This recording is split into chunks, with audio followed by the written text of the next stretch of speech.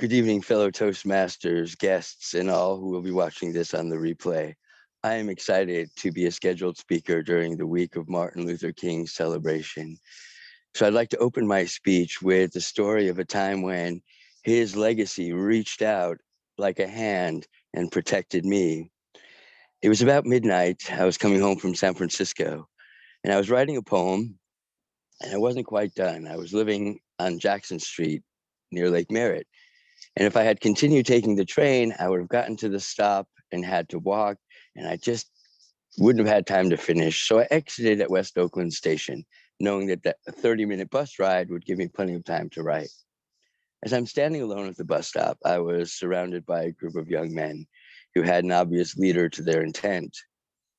He asked me what I was doing, and I told him truthfully how I was writing a poem. So he wanted my notebook, which I handed to him. And the opening line of that poem was, "I want to be like Martin Luther King." And there are about five more lines to it, and I don't remember those lines, but he read each one of them. And when he was done, he gave a gesture and a nod to his friends to let me be, and we parted with pleasant words.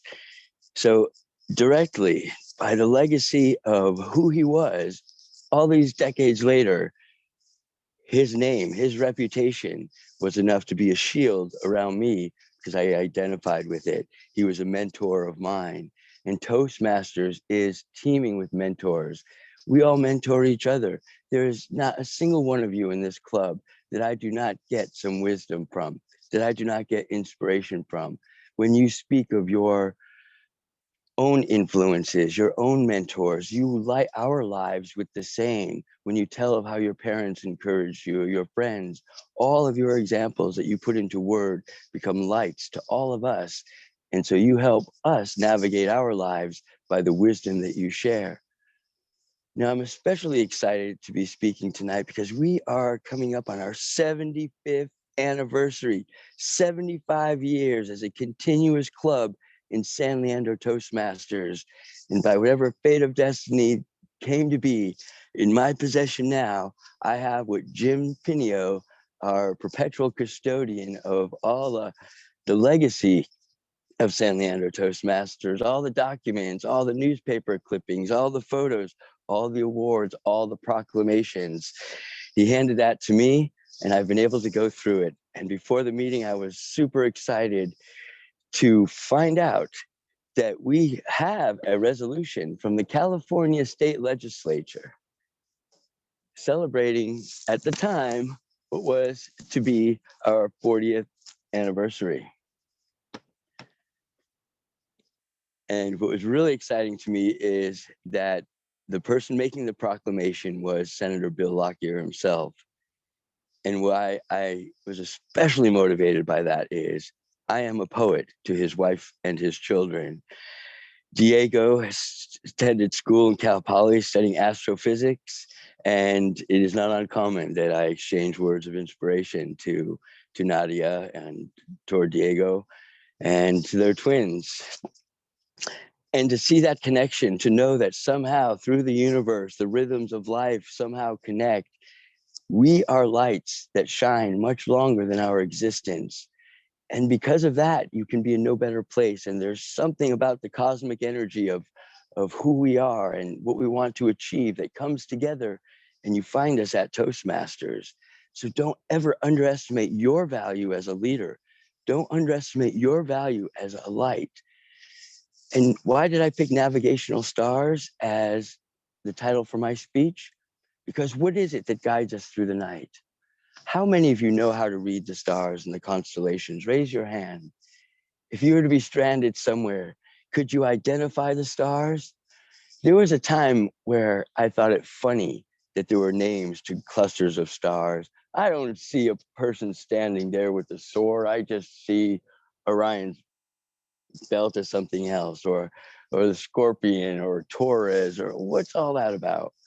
But there's value to that because if you know where everything is and you know where it's supposed to be and you know how the earth turns, then as the earth turns, you know where you are. You can find your bearings.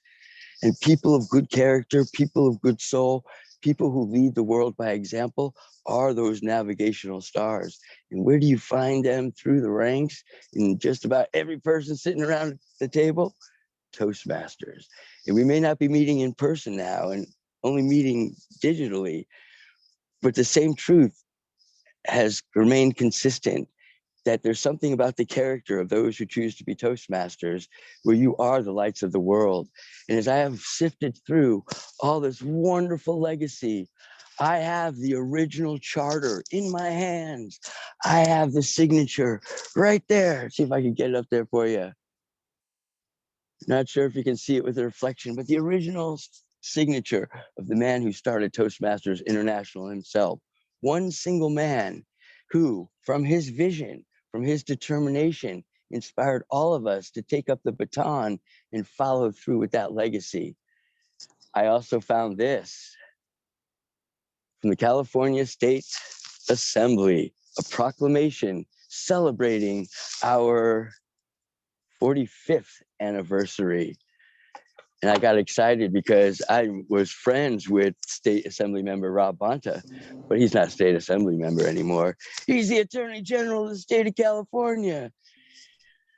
So this is an opportunity for us. We are celebrating our 75 years as a resource for the community to become the best we can be. Let's grab that opportunity. I want each of you to be your best for our celebration on March 10th. Prepare to say something.